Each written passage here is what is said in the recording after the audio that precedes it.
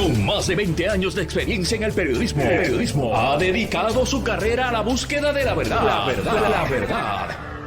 De frente, al grano, con carácter, entrevistará a las figuras más importantes de la noticia. Radio Isla presenta a la periodista Mili Méndez en Dígame la Verdad. Saludos y bienvenidos a otra edición de Dígame la Verdad por Radio Isla 1320. Les saluda Mili Méndez y gracias por conectar, haciendo unos programas especiales sobre un tema que lo hemos estado discutiendo en este espacio en muchas ocasiones, el tema de seguridad, el crimen en Puerto Rico. Y el Instituto de Estadísticas de Puerto Rico pues recopila mucha data y presenta unos informes, y yo creo que merecen el espacio porque es una información muy valiosa. Y yo siempre he dicho que la importancia del Instituto de Estadísticas es que si tenemos los números, sabemos cuál es el problema, lo identificamos, pues vamos a establecer política pública. Antes nos quejamos que no había estadística, pues mira, ahora hay información sobre el particular. ¿Qué vamos a hacer para establecer unas políticas? Recientemente tocamos brevemente, pero creo que hay que darle mucho espacio, el tema de la violencia en Puerto Rico. Yo creo que ya sabemos, ¿verdad?, qué es lo que está pasando y las cosas que tenemos que hacer. Aquí lo importante es si hay voluntad. Pero bueno, vamos a comenzar con ese informe que recientemente presentó el Instituto de Estadística de Puerto Rico, y precisamente me acompaña su director ejecutivo, el doctor Orville Disdier, que ya yo digo casi un poquito más y es panelista aquí. ¿Cómo está? ¿Todo bien? Muy bien, un placer estar aquí contigo y con todos los que nos están escuchando. Qué bueno, gracias por haber llegado hasta acá. Y le acompaña Mariluz Besares, ella es gerente de proyectos estadísticos precisamente del Instituto de Estadísticas de Puerto Rico. Saludos, ¿cómo está? Muy bien, gracias por la invitación, por este espacio. Saludos a todos. Solo había dicho que teníamos que hablar un poquito más a profundidad sobre este tema de la violencia. Quisiera que retomáramos el mismo y poder explicarle a la audiencia qué fue lo que ustedes encontraron en torno a la violencia en Puerto Rico. ¿Quién quiere comenzar primero? Sí, bueno, pues definitivamente el Instituto de Estadísticas, que ha sido creado por la Ley 209 del año 2003, busca que todos en Puerto Rico tengamos estadísticas completas, confiables y de acceso rápido y universal. Y una de las cosas que sabemos en años recientes que ha surgido constantemente esa necesidad de aclarar sobre las muertes violentas, esa discrepancia que en ocasiones hay entre las diferentes agencias que reportan diferentes datos. Y es por eso que Mariluz Besares, que es gerente de proyectos del Instituto, se dio a la tarea de establecer este primer sistema de vigilancia de muertes violentas en Puerto Rico, y ella entonces le puede dar sobre cuáles han sido esos resultados. Sí. Adelante, Mariluz. Sí, primero debo decir que este es un programa que está adscrito al Sistema Nacional de Notificación de Muertes Violentas de los Centros para el Control y Prevención de Enfermedades. En el Instituto de Estadísticas se estableció en el 2016 y comenzó a recopilar la información de todas las muertes violentas que ocurren en Puerto Rico a partir del 1 de enero del 2017. O sea, ya llevamos en nuestro sexto año, ¿no? Recogiendo la información. Algo bien importante que hace este sistema es triangular los datos que se generan sobre muertes violentas. Y cuando digo muertes violentas me refiero a todas las ocurrencias de homicidio, suicidio, las muertes por intervención legal, las muertes que son de intención no determinada y las muertes accidentales por armas de fuego. Nosotros obtenemos la información que genera el negociado de la policía y el Instituto de Ciencias Forenses a través de la investigación criminal y médico-legal que se realiza, y obtenemos también la información del certificado de defunción para enlazar. Esto tiene el propósito, esta es una estrategia, esto es un programa que es principalmente desde el enfoque salubrista, ¿no?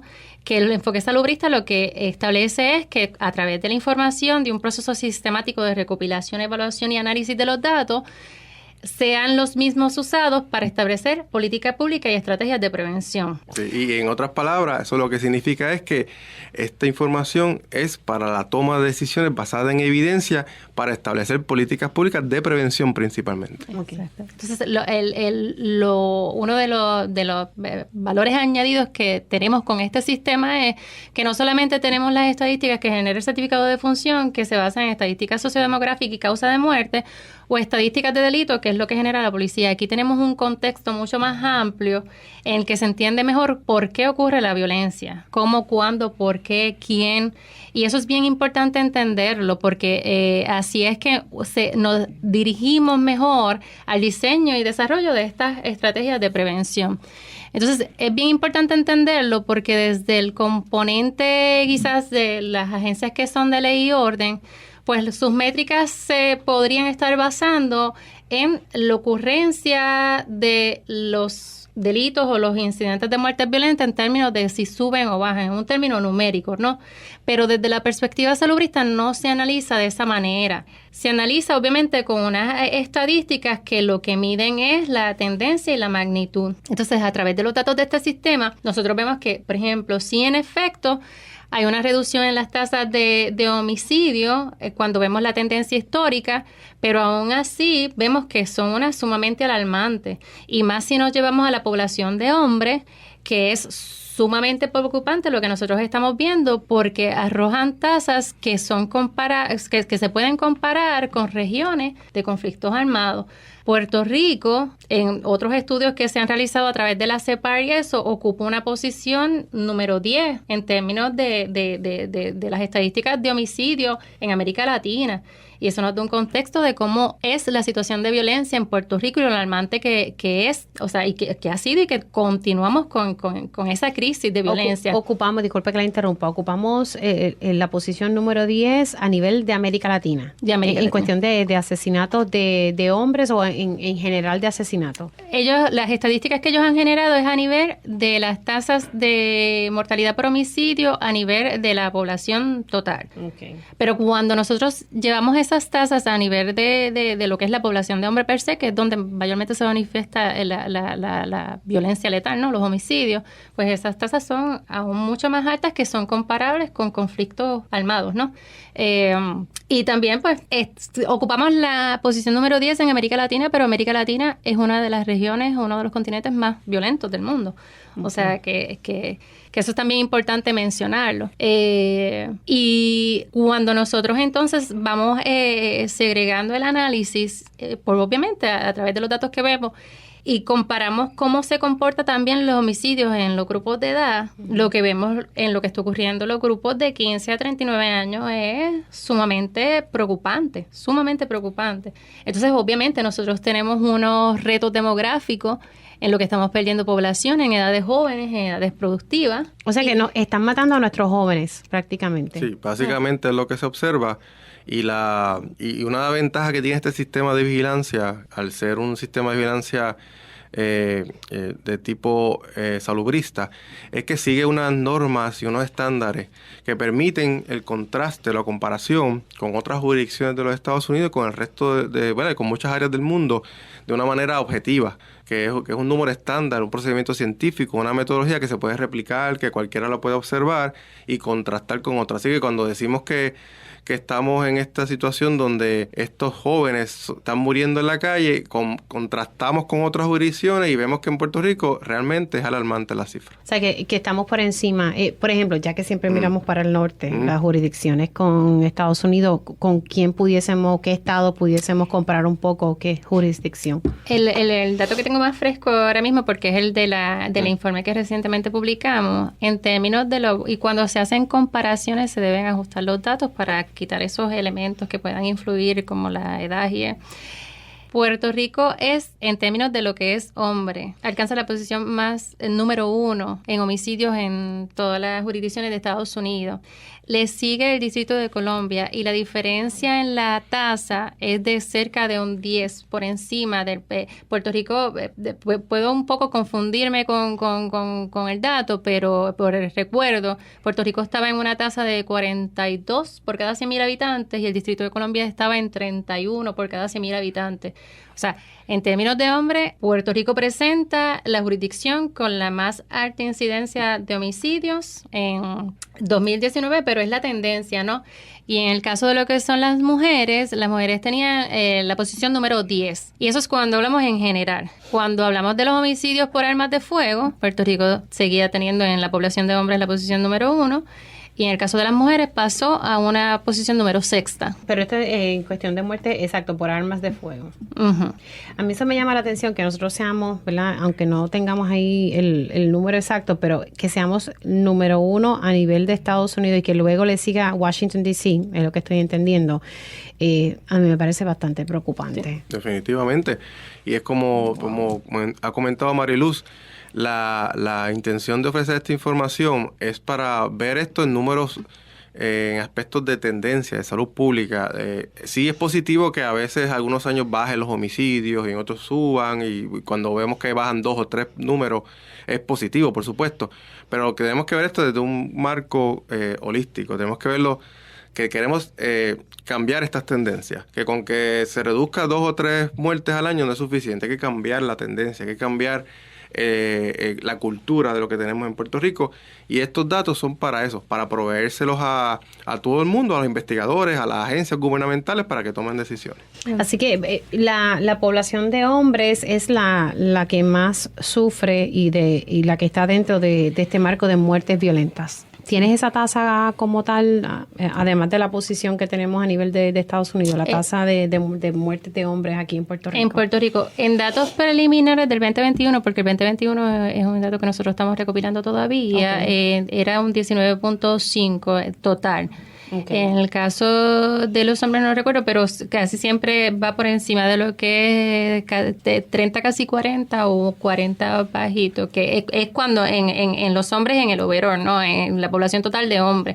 Cuando la seguimos segregando por edad y sobre todo en poblaciones jóvenes, en el 2020, que fue un año atípico por la pandemia, de jóvenes de 20 a 39 años de edad fue 80.3. En el 2017, por ejemplo, fue de 117 por cada 100,000 habitantes. En el 2018 fue de 97. O sea, y hay una métrica que establece lo que es el valor estimado de mortalidad en jóvenes por conflictos armados, jóvenes hombres, ¿no?, que es de 81.5. Y aún así el 2020, que fue un año atípico por la pandemia, que hubo un lockdown y eso, casi alcanzamos esas cifras. En los otros años las superamos. O sea, esto es grave. Entonces, cuando nosotros tenemos los espacios, lo que decimos es, nosotros como país, además de que hay una urgencia de establecer un plan nacional para trabajar con la violencia, es que no podemos apuntar simplemente a las agencias de ley y orden para que trabajen con este problema que es multisectorial y que se tiene que trabajar con la perspectiva salubrista, y que hay unas agencias de gobierno que también son medular, que hay que atenderlas para que desarrollen sus estrategias y trabajen con las poblaciones desde que son chiquitos, que son rescatables. Porque están los que son jóvenes en edades escolares que se pueden atender en diferentes espacios, y también están esta otra población que ya de una forma u otra ha estado expuesta a la violencia, y cómo trabajamos con ellos para que no vuelvan a reincidir. O sea, necesitamos un plan nacional para trabajar contra la violencia de carácter urgente. No, desde hace tiempo yo creo que hemos dialogado sobre esa urgencia, sobre esa necesidad. Lo que pasa es que aquí estamos teniendo esta información, y como decías al principio, con una perspectiva salubrista, no solamente bregando con los números que dice la policía, que a mí me parece que eso es un poco, ¿verdad?, tratar de jugar un poco con los números, se lo digo yo. De verdad que a mí me preocupa, porque siguen aumentando. ¿Qué número? Porque me decía que tienen los números preliminares del 2021, o sea, que están todavía manejando los datos del 2021. Sí, porque nosotros, y esto es bien importante mencionarlo, porque nosotros recientemente publicamos 2019, pero el proceso de recopilación, revisión y publicación de los datos que es establecido por los Centros de Prevención, los CDC, ¿no? Nosotros estamos prácticamente en un periodo de tiempo de 28 meses recogiendo información de un mismo año. Nosotros recogemos la información de un año calendario más 16 meses adicionales. ¿Por qué? Porque las investigaciones médico-legal y criminal toman tiempo. Y obviamente hay casos que pues se dilucidan rápido, pero hay muchos que son bien complejos y que pues que tienen que pasar por una serie de pruebas, hay que realizar toxicología y eso, y se da esa línea de tiempo para obtener la mayor cantidad de información posible. Entonces por eso nosotros publicamos ya una vez prácticamente al tercer año para poder presentar datos más completos y exactos. Y eso garantiza, ¿verdad?, que los datos sean de calidad, que sean objetivos, que sean con una metodología comparable Así que no es que tomamos el primer dato que aparece, sino que tiene un proceso científico. Y cuando, ¿verdad?, se trabaja desde el punto de vista salubrista, pues es trabajar con muchos aspectos multifacéticos. Por ejemplo, trabajar con los estresores sociales, como es la pobreza, como es el ambiente familiar, como es la educación formal e informal, como son los espacios para recreación, como también lo es el ocio. Ese tipo de asuntos, el uso de drogas, son cosas que se trabajan de la partida de salud pública, que llevan a este tipo de asuntos a comenzar a trabajar con la disminución y promover la disminución de la violencia.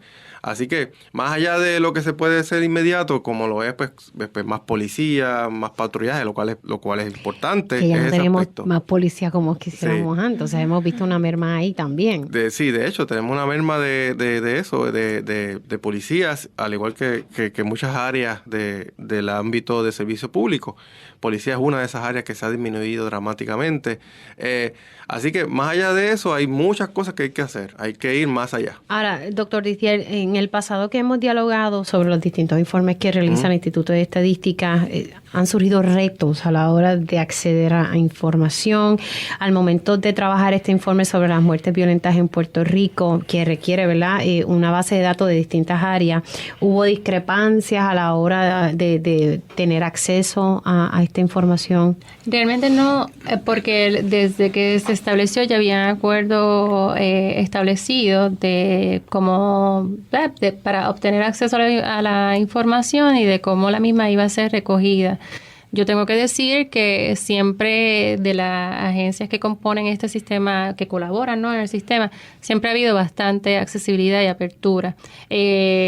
Y en términos de cómo nosotros hacemos la recopilación de los datos, como cada agencia necesita llevar a cabo una investigación, ya sea criminal, médico-legal, y a su vez el certificado de función depende de la información que genere Instituto de Ciencias Forenses para establecer la causa de muerte, ¿no? Pues nosotros, por eso es que se da tanto margen de tiempo para poder entonces llegar a esa consistencia en la información. Porque de una forma u otra, quizás en el Instituto de Ciencias Forenses no se puede concluir el informe patológico porque faltan algunas pruebas de llegar, pues entonces hay que esperar que esas pruebas, que esos resultados estén para poder concluir la información. Y eso, entonces nosotros también siempre hemos trabajado colaborativamente con ellos, llevando reuniones, se presentan los datos, para, en ese sentido, poder entonces alinear los datos y armonizarlos y que tener constancia de, mira, nosotros hemos recopilado esto y lo dejamos saber. Tenemos estos datos en certificado de función, tenemos estos datos en forense, tenemos estos datos en policía. Y así triangulamos y los comunicamos. Sí, y ha habido acceso a información y colaboración. Uno pensaría que quizás no, ¿verdad?, por el tema, pero sí, realmente ha habido acceso, ha habido buena voluntad para que el instituto pueda hacer su trabajo. Ahora, algo que va muy ligado a este tema sobre las muertes violentas, y es triste uno tener que llegar a la conclusión de que están matando a nuestros jóvenes, especialmente por los grupos de edades de 15 a 39 años.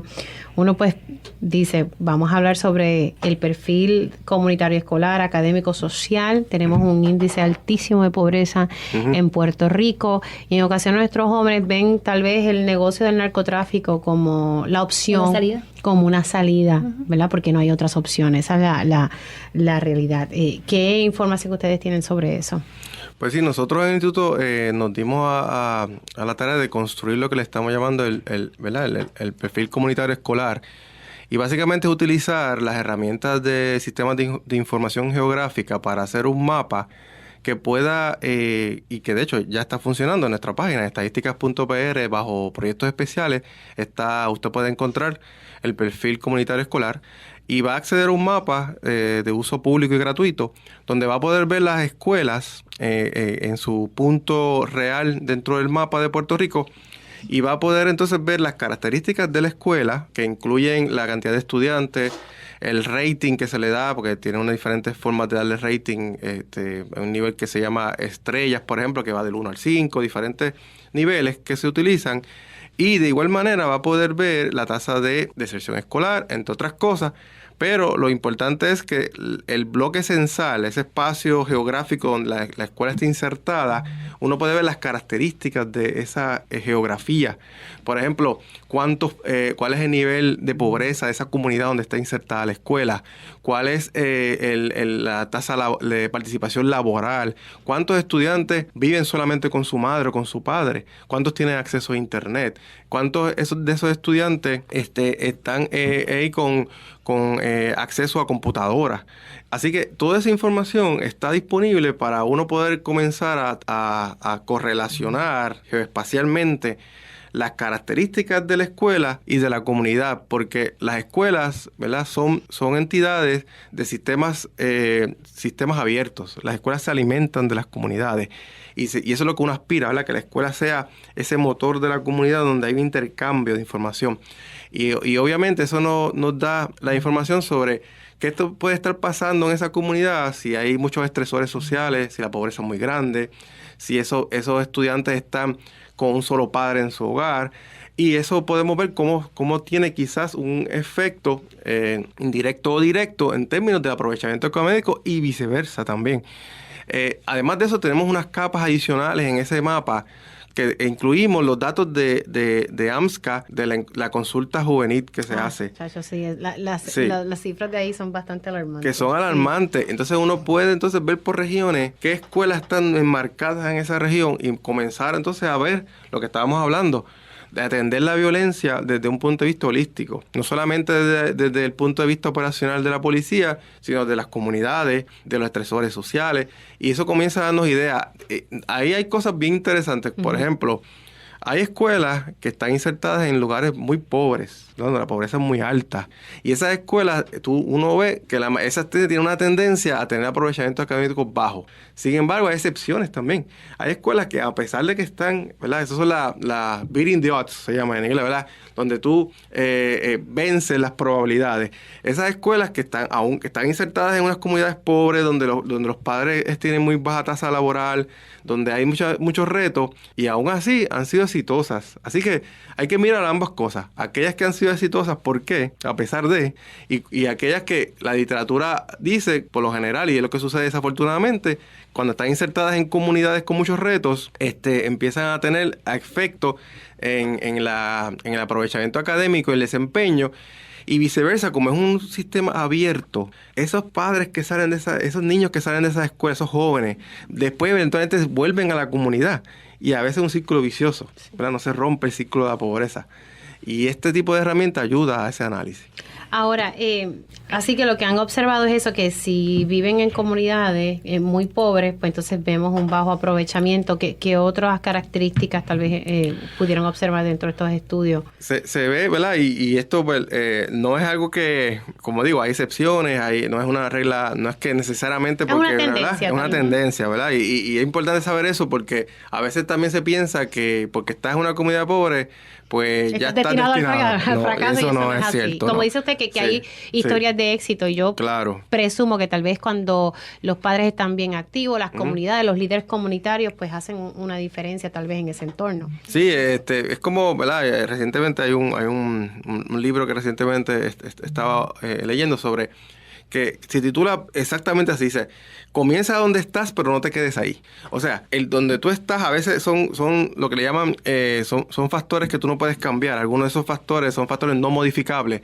Que tú nazcas y vivas en una comunidad, pues es algo que tú no puedes modificar. Pero sí tú puedes modificar lo que haces de ahí en adelante. Entonces, identificar qué cosas se han visto. Bueno, se ha visto que con lo de consulta juvenil, muy interesante, porque se ha visto increíblemente cómo una gran cantidad de jóvenes de las edades de 13 años, 12, 13, 14 años, 15, están inmersos en consumo de alcohol y consumo de drogas que sobrepasa inclusive el consumo de cigarrillos. Antes el consumo de cigarrillos era como que la norma porque era más accesible. Ahora las drogas ilegales, incluyendo hasta la cocaína, son de fácil acceso para los jóvenes. Y ellos mismos lo dicen en esas encuestas, que son de fácil acceso. Y una de las cosas que llama la atención es que uno de los factores que ellos dicen como factores de riesgo es que el modelaje de los padres y de la familia. Cuando ellos ven que consumen drogas y consumen alcohol, claro, ellos también tienen esa tendencia. Lo que ven es lo que tienen que emular. Tengo que hacer una pausa, pero continuamos con este tema en el próximo segmento. Si usted está conectando ahora, estoy dialogando con el doctor Orville Disdier, director ejecutivo del Instituto de Estadística, y también la acompaña la gerente de proyectos estadísticos del Instituto, Mariluz Besares. Hacemos una pausa y regresamos en breve. Dígame la verdad. Las entrevistas más importantes de la noticia se escuchan aquí. Mantente conectado. Radio Isla 1320. Y ya estamos de regreso aquí en Dígame la Verdad por Radio Isla 1320. Estamos hablando sobre el tema de la violencia en Puerto Rico y el perfil comunitario y escolar, las características geográficas que está viviendo nuestra población, que también inciden en la actividad criminal, o sea, en las muertes violentas en la isla. Yo creo que todo está asociado, lo sabemos hace tiempo. La pregunta es ¿por qué no arrancamos soluciones en la vía correcta? No sé cuál es el temor, no sé cuál es la falta de voluntad, de verdad que no entiendo. Pero el problema sigue siendo el mismo y las estadísticas se siguen repitiendo. Tener que uno decir que estamos perdiendo a nuestros jóvenes es sumamente preocupante. Yo lo dialogaba con mi esposo. Me decía, mira, aquí nos están matando a nuestros jóvenes. Pues las estadísticas reflejan eso. Entre 15 a 39 años la tasa es bastante altísima. Así que estamos perdiendo a nuestros jóvenes ante las situaciones criminales que ocurren en la isla. Y ahorita estábamos hablando con el doctor Orville Disdier, y sigo con él, el director del Instituto de Estadística, y le acompaña Mariluz Besares, gerente de proyectos estadísticos del Instituto de Estadística de Puerto Rico. Nos quedamos, ¿verdad?, en la etapa esta de la importancia sobre la educación, y pues surge el tema sobre la deserción escolar. Les comentaba ahorita que cuando yo estudiaba un poco lo de el perfil del confinado, que era un perfil que preparaba el Departamento de Corrección, desconozco si todavía lo siguen haciendo, mostraba una alta incidencia de deserción escolar entre muchos de los confinados. Me llamó la atención que había familias confinadas, y cuando una vez tuve la oportunidad de dialogar con un papá y su hijo, el papá pues estaba en el mundo del narcotráfico, su hijo creció viendo eso. El hijo me decía, a mí me llevaban al punto, Mili. Y ahí yo creo que donde lo dejo usted antes de irnos a la pausa, de cómo los hijos emulan lo que los padres hacemos. Así que importante, ¿verdad?, ese detalle. Y luego con Marilu podemos entrar un poco de la deserción escolar. Orville. Sí, definitivamente. Uno de los aspectos en términos salubristas que la literatura también apoya fuertemente es lo que se llaman factores protectores y factores de riesgo. Entre los factores de riesgo está que los jóvenes emulan lo que sucede en su hogar, en sus familias. Inclusive ese factor es más fuerte, inclusive que lo que ven usualmente en las escuelas. O sea, que el factor familiar tiene aún hasta más peso muchas veces. Y en términos de los factores protectores, sí se ha identificado que la escuela tiene un rol también. La escuela tiene un rol. Cuando se le pregunta a los estudiantes por qué no has consumido drogas o por qué, entonces, bueno, porque en la escuela me dijeron que es malo, porque una profesora o profesor me dijo y me explicó en su clase. Así que esos son factores protectores, pero los factores de riesgo están en la familia y a veces son hasta más fuertes. Así que no es que no dejemos de hacer lo que estamos haciendo y mejorando lo que hacemos en la escuela, hay que hacerlo mejor, pero también la familia tiene un peso grande. Y en términos de la deserción escolar, un asunto que Mariluz puede entrar en más detalle, pero un asunto que es común muchas veces, obviamente no todos, pero hay una tendencia que muchas de estas personas que están en el narcotráfico y que están en el mundo de la violencia son personas que dejaron la escuela en algún momento. Y increíblemente cuando uno mira los datos de deserción escolar, hay diferentes formas de calcular esto, ya sea por cohorte o transversalmente, pero uno ve unos picos de deserción escolar tan temprano como en escuela elemental, en primer grado, como ya tarde en grado 11 y grado 10. Así es que es importante que se tomen medidas de prevención de la deserción escolar en todos los niveles escolares. Y quizás Mariluz nos pueda abundar un poco más sobre esa relación con la violencia. Sí, como comentaba, en el caso de lo que son las muertes violentas, prácticamente el 80% de las víctimas de homicidio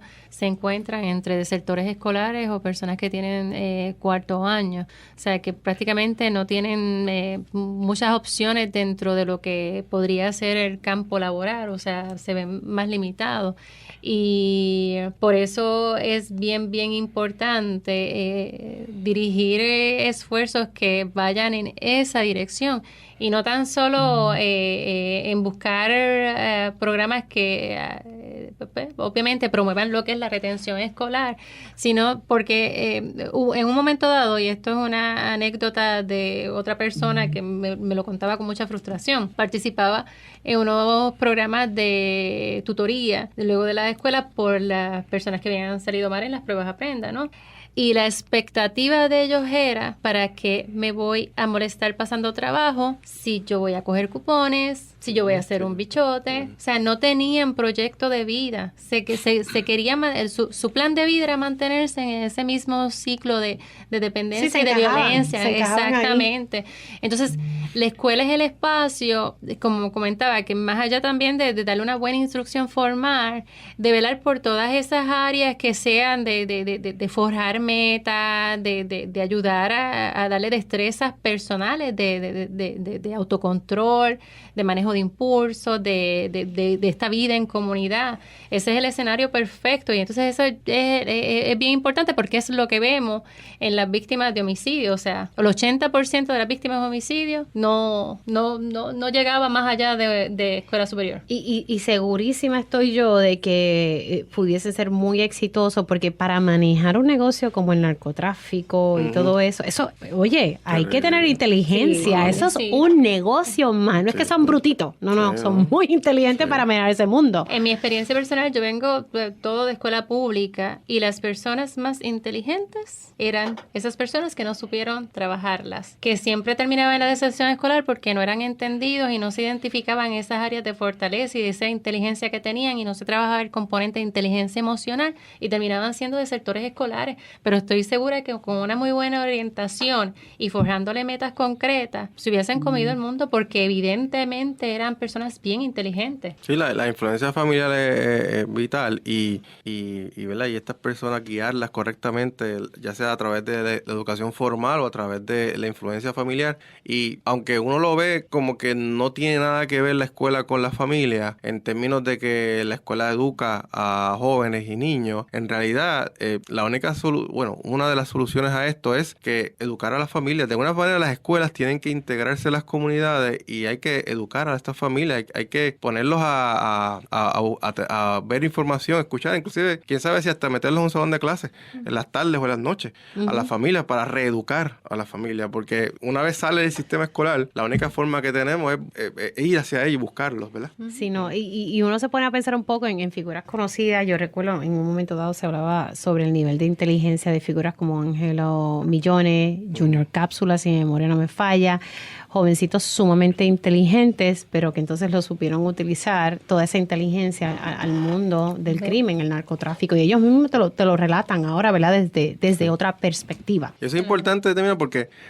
ya hoy día se habla de que a veces estas personas pues sí tienen ese nivel de intelectual alto, ¿verdad? Ese coeficiente intelectual en términos de logística, matemática, pensamiento estructurado, pero en otros niveles de inteligencia necesitan ayuda, que es inteligencia emocional, inteligencia social. Hay diferentes niveles de inteligencia, ¿verdad? Y aunque hay debate de eso en el mundo científico, sí se sabe que obviamente una persona puede ser muy inteligente, pero necesita el apoyo emocional. Y por eso es que recientemente yo estaba conversando con ese y escribí una columna sobre el tema, sobre la enorme importancia que tiene el apoyo emocional a los estudiantes, no solamente lo que es de las matemáticas y de las ciencias y español e inglés, materias básicas, sino que el apoyo emocional, tanto del sistema educativo como de los padres, es muy importante para que ese estudiante pueda alcanzar su éxito. Sí, ¿no? Y que crea en sí mismo, pero es como usted dice, uno puede tener la mayor inteligencia del mundo, pero si no tienes ese apoyo emocional o esa seguridad que da precisamente ese apoyo emocional, pues lamentablemente pues no son funcionales. Vamos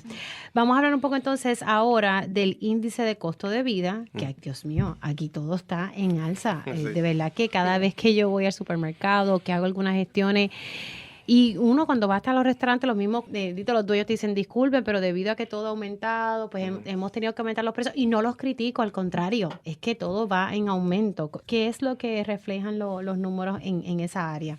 Pues el Instituto de Estadística, ¿verdad? Nosotros trabajamos diversos temas de la vida humana, que van desde la salud, la educación, la social. Obviamente la parte económica es muy importante, y también la trabajamos. Incide en todo lo que hemos estado hablando. Incide en todo, sí, ¿no? Tenemos muchos proyectos en esa área. Y uno de ellos es el índice de costo de vida de Puerto Rico, que se calcula trimestralmente. El Instituto de Estadística tiene una colaboración directa con una entidad sin fines de lucro de Estados Unidos que se conoce como el Concilio para la Investigación Comunitaria y Económica. Y ese concilio provee una metodología estándar para contrastar lo que se conocen como las áreas urbanas estadísticas. Esas áreas urbanas básicamente son áreas y ciudades que se contrastan de todos los Estados Unidos, incluimos a Puerto Rico. Gracias a que el Instituto de Estadísticas entró en esta colaboración, Puerto Rico entró también en este número. ¿Y qué hacemos? Contrastamos a diferentes ciudades de los Estados Unidos con Puerto Rico y viceversa, ¿verdad? Podemos contrastar Orlando, o ciudades como Orlando, podemos contrastarlas con San Juan. El municipio número 79. El 79. Podemos, y New York, o sea, podemos hacer contraste. Y lo bueno de esto es que son análisis estandarizados. Son análisis que utiliza una metodología estándar y por lo tanto nos permite ser bastante confiables en esto. ¿Qué nos dicen estos números? Bueno, lo que nos dice es que definitivamente Puerto Rico tiene un costo de vida muy alto en contraste con otras jurisdicciones de los Estados Unidos. Cuando nosotros miramos ese índice, tiene unos aspectos particulares. Primero, quizás lo bueno. ¿Qué es lo bueno? Bueno, que en Puerto Rico el costo del cuidado de la salud sigue siendo muy por debajo que muchas jurisdicciones de los Estados Unidos. Sí, eso lo habíamos hablado en el pasado. Y eso sigue igual. Sigue igual y los números lo reafirman en ese sentido. Ahora, ¿qué es lo más caro? Pues lo atinaste desde el inicio. Lo más caro que nos hace ocupar esos lugares tan altos de costo en Puerto Rico, que ocupamos el lugar número 3 en términos de los costos de energía eléctrica. Ay, señor. Así que somos, de todas las jurisdicciones que están en este análisis, que hay más de 304 ciudades participando aquí, ocupamos el número 3. O sea, aquí la energía eléctrica es un costo enorme. Déjalo ahí. Sí. Te voy a hacer una pausa, pero al regreso continuamos hablando sobre el índice de costo de vida de acuerdo a la información que está ofreciendo el Instituto de Estadística. Hacemos una pausa y regresamos en breve. Dígame la verdad. Las entrevistas más importantes de la noticia se escuchan aquí. Mantente conectado. Radio Isla 1320. Y seguimos aquí en Dígame la Verdad por Radio Isla 1320. Sigo dialogando con el director del Instituto de Estadística, el doctor Orbit Distiel, y le acompaña Mariluz Besares, gerente de proyectos estadísticos. Hemos estado hablando prácticamente toda la hora sobre distintos informes que publica el instituto. Hablamos un poco sobre las muertes violentas y cómo todo esto se asocia también al perfil comunitario escolar que ellos van trabajando. Nos quedamos en el detalle sobre el índice de costo de vida, que ha reflejado que dentro de todo el costo de la salud aquí en Puerto Rico es bastante bajo en comparación con otras ciudades en los Estados Unidos. Nos quedamos en un detalle que me parece bien importante, es el alto costo energético. Me decía que de las ciudades, 304 ciudades que participaron de este estudio, nosotros somos número 3. Número 3. Ay, madre mía, elabora un poquito. Sí, somos número 3, ¿verdad? Y esto, ¿verdad? Contrastando con jurisdicciones o ciudades, en este caso, áreas metropolitanas. Hay una definición estadística para eso, pero para hacerlo más sencillo, diferentes ciudades de Estados Unidos que estamos comparando de forma estándar usando la misma metodología científica y estamos número 3. A eso hay que sumarle los alimentos. Los artículos de supermercado que se utilizan un contraste de uno dice, bueno, pero los artículos en Puerto Rico son diferentes. Bueno, se buscan artículos similares que estén en las mismas jurisdicciones que se vendan o iguales o similares, que sean de las mismas características, así la misma calidad, etcétera, para ser justo en la comparación. Y un trabajo bien arduo. Y eso nos dice que estamos número 16. O sea, que de 304 ciudades que participaron en esta ocasión, estamos número 16. O sea, que el costo de alimentos y lo que se conoce como la energía eléctrica es lo que en realidad está elevando nuestro costo de vida, principalmente esos dos ítems, el alimento y la energía eléctrica. También se incluye lo que es telefonía, que también es un poco alto dentro de lo que se llama servicios públicos, pero realmente quien destaca, desafortunadamente, del piso negativo, es la energía eléctrica.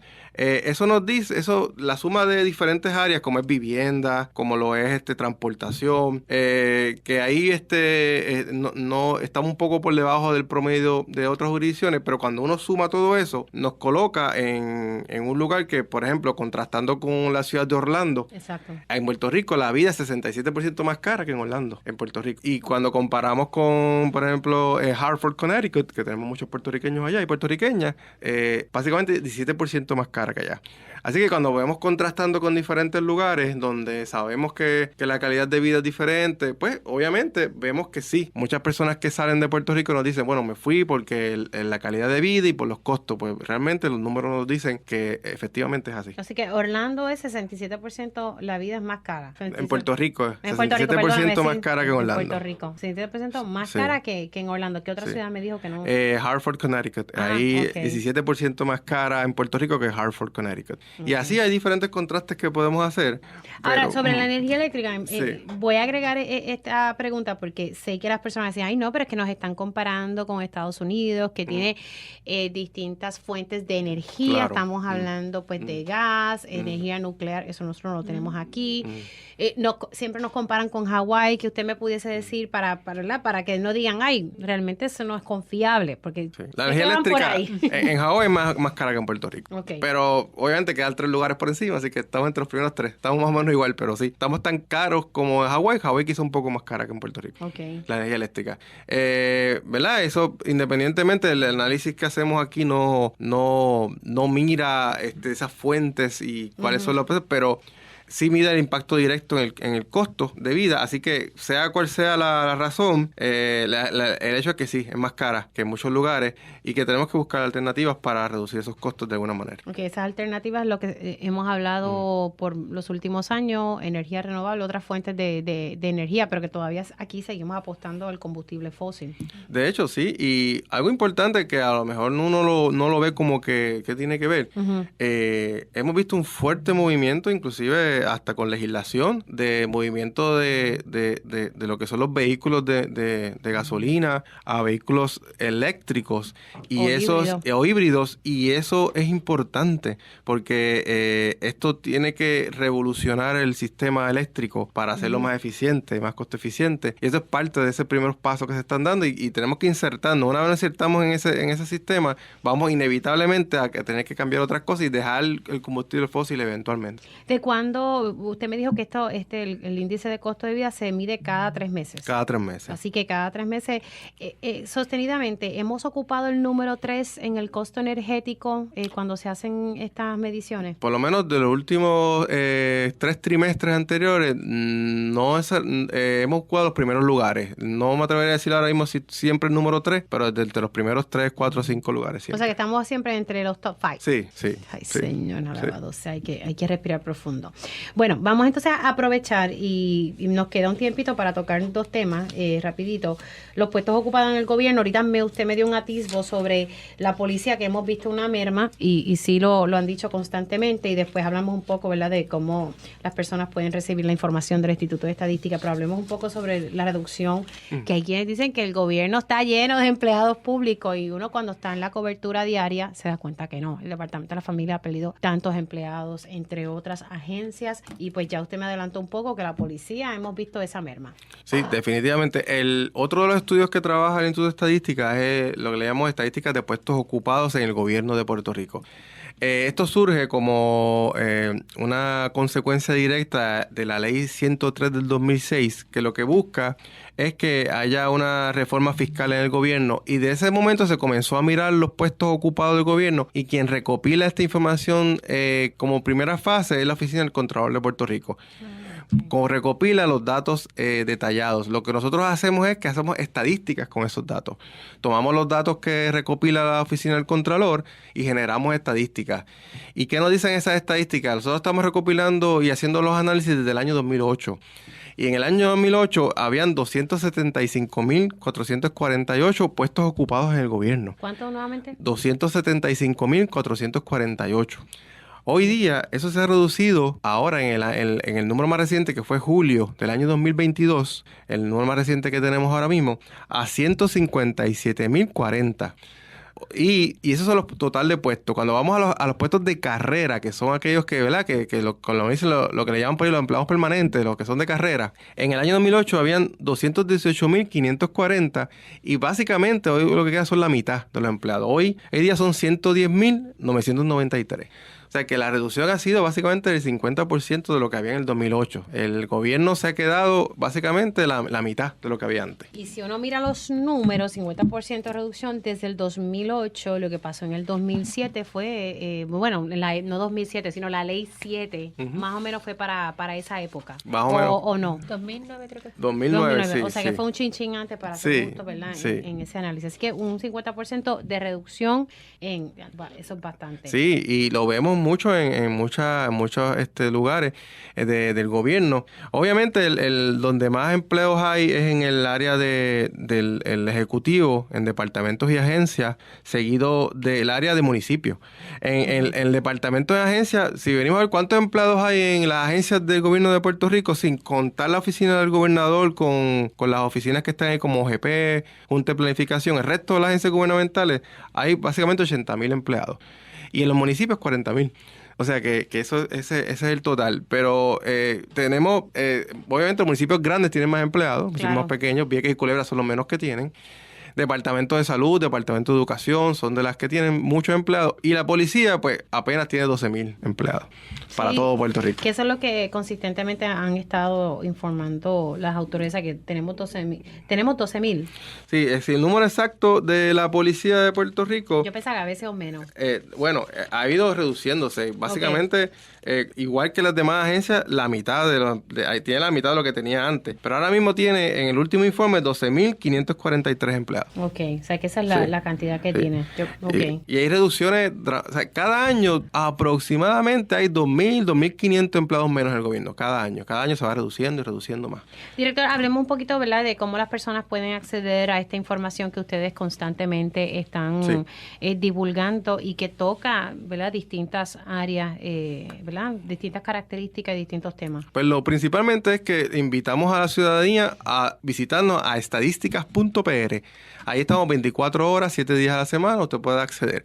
Ahí tiene un área en la misma página que va a encontrar, más abajo en la página, va a ver que dice suscríbete a nuestros servicios. Si usted va ahí, hace clic en ese espacio, usted puede entonces, con una información bien sencilla, su nombre, su email y información opcional que si usted quiere darla como número de teléfono, usted puede entonces suscribirse a nuestra entrar a nuestra base de datos, y lo que va a hacer es que usted va a comenzar a recibir en su correo electrónico toda la información según vaya produciéndose, sin usted tener que hacer nada más. Usted lo va a recibir directo a su correo electrónico.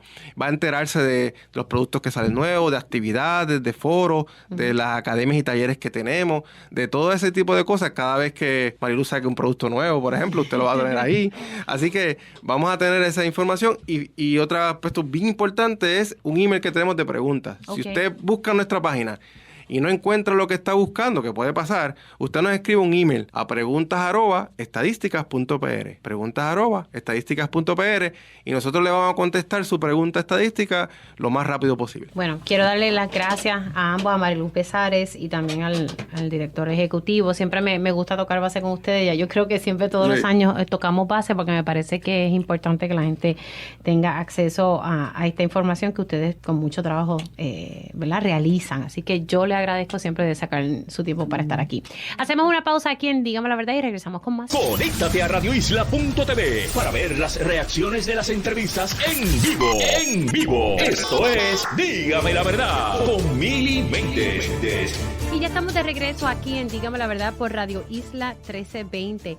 Les saluda Mili Méndez. Sigo la conversación con el licenciado Rolando Emanuel y estamos repasando este año específicamente, ¿verdad?, todas las decisiones de la Junta de Control Fiscal, o por lo menos unas que han creado mucho impacto, y todo lo relacionado a la ley promesa.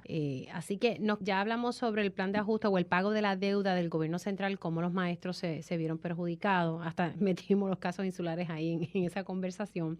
Pero entonces me parece importante, dejé sobre la mesa la salida de Natalie Yaresco. Tardaron meses en conseguir un sustituto, el cual se nombró recientemente. ¿Qué podemos hablar sobre Natalie? Tito, Natalie, ¿bregó o no bregó? Yo creo que no.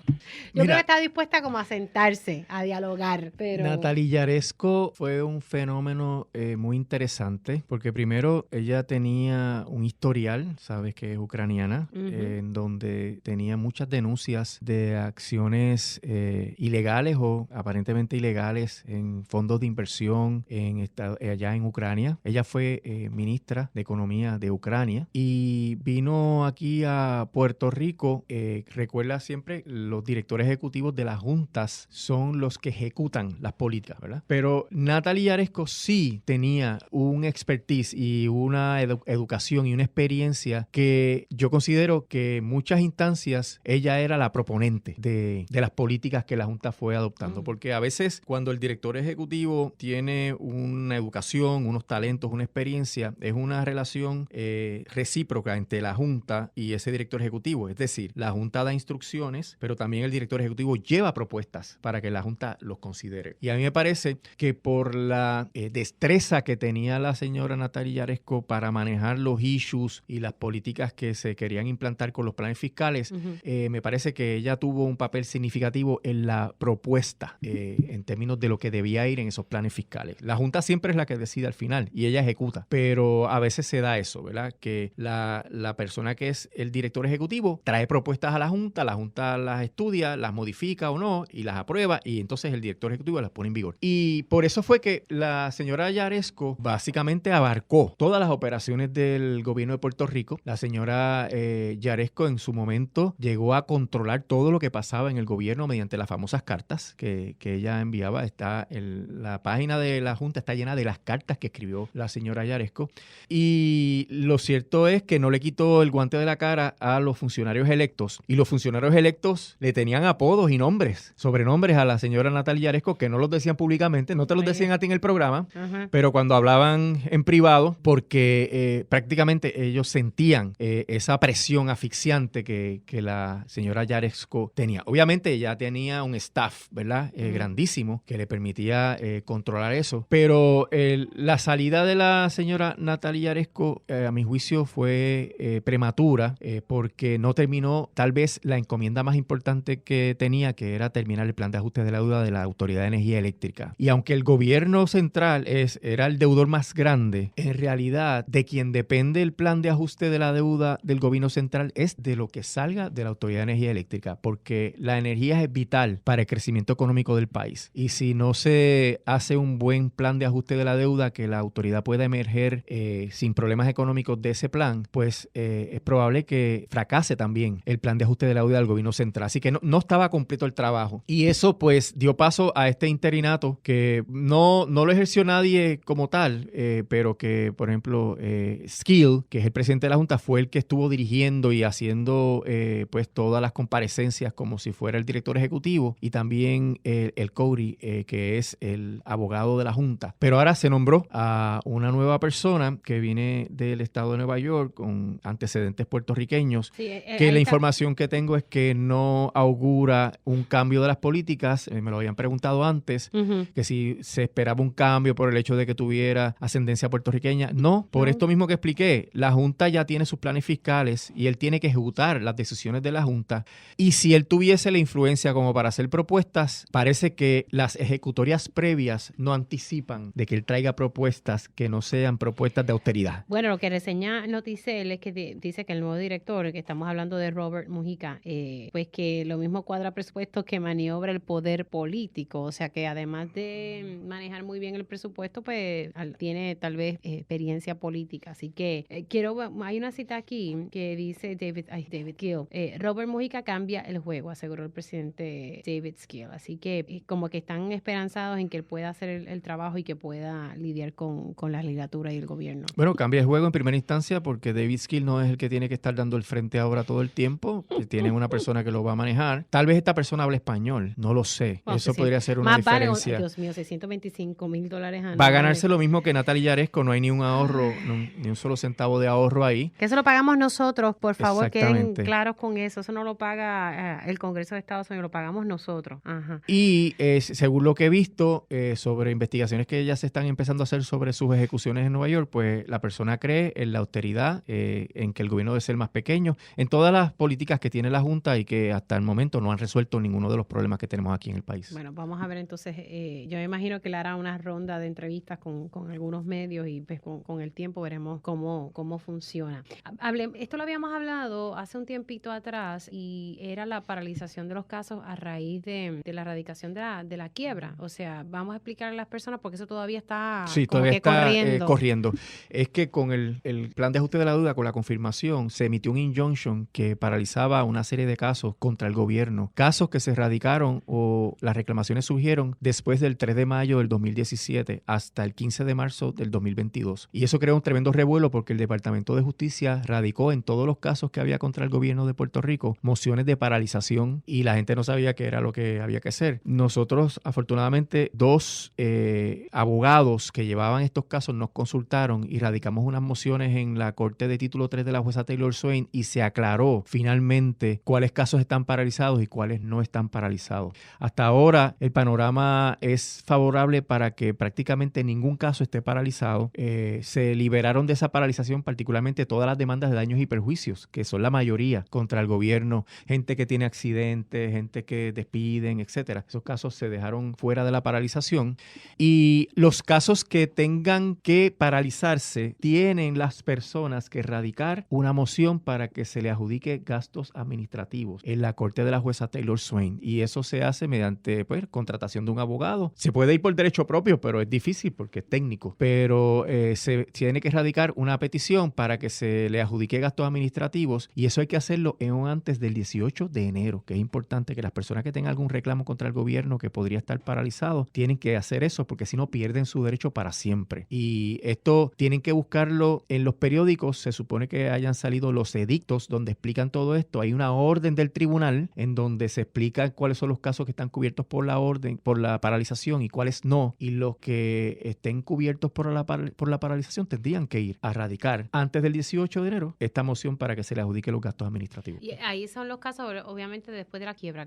Son casos después de la quiebra. Los importante. casos antes de la quiebra se manejaron con el plan de ajuste de la deuda y se les va a pagar lo que les corresponde en los próximos meses, pero los que se radicaron después de la quiebra, mayo del 2017, esos casos podrían estar en riesgo de estar paralizados. Así que pendiente, ¿verdad? A esa fecha que es sumamente importante. Vamos a hacer una pausa, pero otro tema que vamos a discutir en el próximo segmento es el tema, yo creo que uno de los más importantes, que fue lo que Natalie nos dejó, se fue y no lo concluyó, que es la mediación. ¿Cómo le vamos a pagar a los acreedores de la Autoridad de Energía Eléctrica? Siempre se ha dicho que son 9,000 millones. Yo creo que son un poco más de los 9,000 millones. Es más porque incluye los otros acreedores, pero los de bonos son 9,000 millones. Ok, bonos nada más, 9,000 millones de dólares. Y ahí siempre se habló de un cargo en la factura de energía eléctrica para pagar entonces a esos bonistas. En un momento dado, el primer RSA no fue a ningún lado, así que estamos en un segundo proceso de mediación que también ha sido bastante conflictivo. Hacemos una pausa y al regreso precisamente hablamos sobre cómo se va a lidiar con el pago de la deuda de la Autoridad de Energía Eléctrica. Conéctate a radioisla.tv para ver las reacciones de las entrevistas en vivo.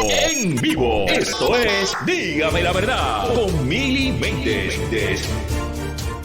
Y ya estamos de regreso aquí en Dígame la Verdad por Radio Isla 1320. Continúa la conversación con el licenciado Rolando Emanueli, repasando un poco las decisiones de la Junta de Control Fiscal y todo lo relacionado a la ley promesa. En este segmento vamos a hablar un poco sobre el proceso de mediación de la deuda de la Autoridad de Energía Eléctrica. Aquí hay pues unos 9,000 millones que son para los bonistas, pero entonces también entran otros acreedores que hay que incluir los retirados, entre otros. Este proceso ha sido bien complejo porque la primera opción, pues ya eso se rechazó y se tuvo que comenzar nuevamente el proceso. Correcto, el RSA, que es el Restructuring Support Agreement. El acuerdo.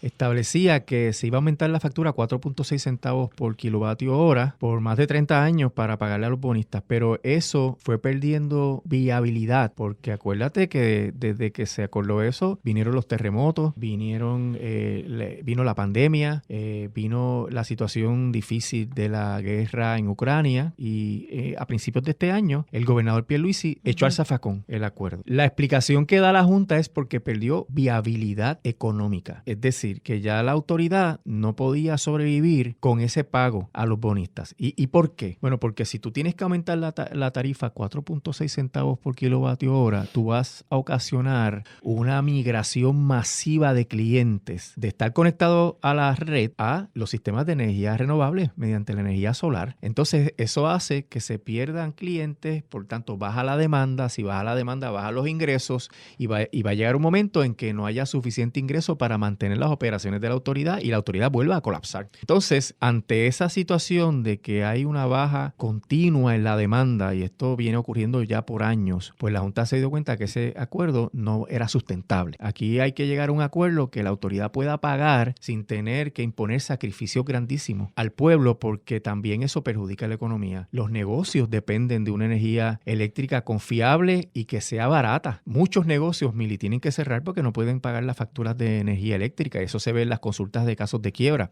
Y por ende hay que hacer un balance bien delicado entre cuánto es lo que yo le puedo pagar a los bonistas sin perjudicar la economía. Y no solamente eso, sin apoyar que la economía crezca. El economista Alameda hizo un cómputo que dice que una vez tú subes por encima de 16 centavos por kilovatio hora, el crecimiento económico es negativo. ¿Tú sabes cómo está ahora la energía? 32 centavos por kilovatio hora. Está el doble. Entonces, eso se hace a base de unos cálculos y unos datos históricos, ¿verdad? De cómo se comporta la economía conforme al precio de la energía.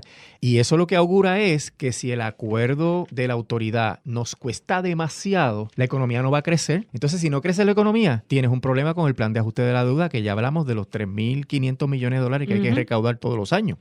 Así que la Junta, ante esa situación, se tuvo que olvidar de la negociación y, de hecho, recientemente en una vista con la jueza le recriminó al abogado de la Junta, Martin Bienstock, que porque ahora estaban poniendo tanto énfasis en la litigación, porque hay un litigio, que lo hemos hablado aquí en otras ocasiones, que quiere que la jueza determine que los bonos no son garantizados. Y si no son garantizados, no hay que pagarlos, Mili. Y eso lo ha dicho Bienstock. Si se ganara ese caso, la distribución de los ingresos de la autoridad podría ser totalmente diferente. En vez de pagarle una cantidad dramática a los bonistas, podría dirigirse a mantenimiento, podría dirigirse a las operaciones, a solventar el sistema de retiro, y eso es lo que se está enfatizando actualmente, ¿verdad? Ese pleito, lo más probable es que se resuelva en unos meses, ¿verdad? Si vamos a estimar, podría ser a principios del año que viene. Y eso, pues, auguraría una nueva composición del caso, se reorganizaría el caso para tal vez un arreglo en que los puertorriqueños no tengamos que pagar un aumento tan dramático como el que se habló del ABC o como el que se habló después, que es el que mencionaste, de un cargo mensual de por lo menos $23 para todos los clientes. Que fue una propuesta. Que creó un revuelo que salió en este programa. Claro, y fue una propuesta que hizo la Junta a los bonistas, y aunque ellos digan, porque ellos trataron de zapatearse y de que eso no era cierto, pues porque vieron que cayó como una bomba. Pues claro que cayó como una bomba, y a mí me llamó la atención de que uno de los integrantes tratara de jugar con la verdad. Exactamente. Así que Medina, Antonio Medina, trató de decir que eso no era correcto. Se desentendió y dijo que nunca había escuchado mencionar eso, cuando quien publica la información es la propia Junta de Control Fiscal en la página de ellos en la internet. O sea, ¿cómo van a negar eso? Y ese supuesto acuerdo que se estaba fraguando colapsó el día antes de Fiona, y desde ese momento ha empezado un proceso de mediación que la Junta está, como una columna que vi hace unas horas, a medio pocillo. La Junta están ahí en la mediación, pero en realidad el énfasis que tienen es en el pleito, porque si ese pleito se gana, entonces el recorte puede ser sustancial y habría una posibilidad de que la autoridad emerja de la quiebra con una posición financiera mucho más sólida. Bueno, la realidad es que el pueblo no aguantaría un cargo. No, y eso es el fundamento. Es el fundamento, que no es asequible. En términos de quiebra no es affordable. Y eso implicaría que si el acuerdo es muy oneroso, el plan podría que no se confirme, y si no se confirme, volvemos a cero. Así que hay mucho en juego en este proceso de la autoridad. Precisamente yo hablaba con un instituto de estadísticas y ¿verdad? En los informes que sacan sobre el índice de costo de vida cada 3 meses, y se evalúan 304 ciudades, ¿verdad? Y eso incluye a Puerto Rico. Nosotros estamos número 3 en el costo energético y me decía el director que usualmente estamos como entre esos top 5, o sea que siempre estamos, ¿verdad? Obviamente Hawái mucho más caro que en Puerto Rico, pero ese,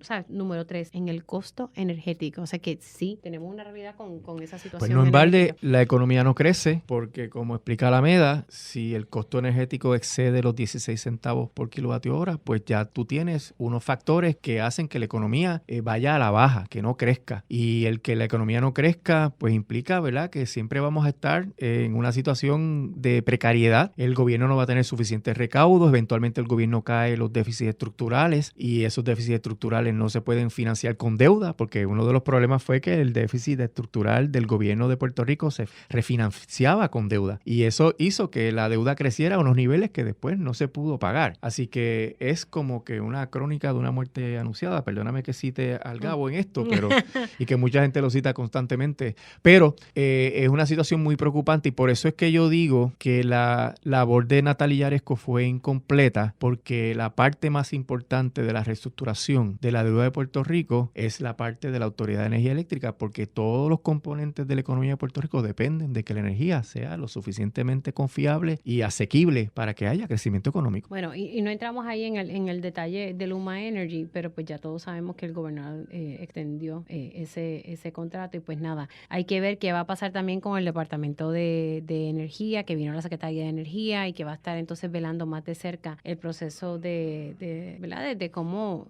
cambiamos el sistema energético y cómo damos paso también a energía renovable, que es algo que se supone que se haga. Además que hay un dinero que se supone que se esté dedicando a placas solares en los techos de las personas. Así que son cosas ahí que están... Sí, hay mucho dinero. El detalle es cómo lo van a distribuir y con qué rapidez se va a poder implantar todas esas medidas. Bueno, hasta aquí esta edición de Dígame la Verdad. Licenciado, gracias Siempre a la orden. por haber dialogado con nosotros sobre todos estos temas para que la gente los vaya entendiendo, porque a la verdad que son bien técnicos, así que gracias siempre por su disponibilidad. Hacemos una pausa y regresamos.